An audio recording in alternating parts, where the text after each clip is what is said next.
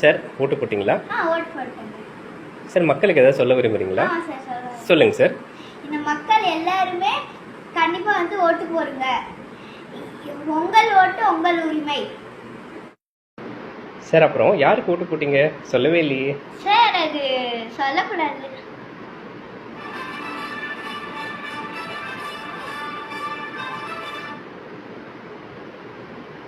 Sir sorry sir. Sir நீங்கள் யாருக்கு போட்டிருப்பீங்கன்னு தெரியும், நாங்கள் கேட்கல. Thank you sir.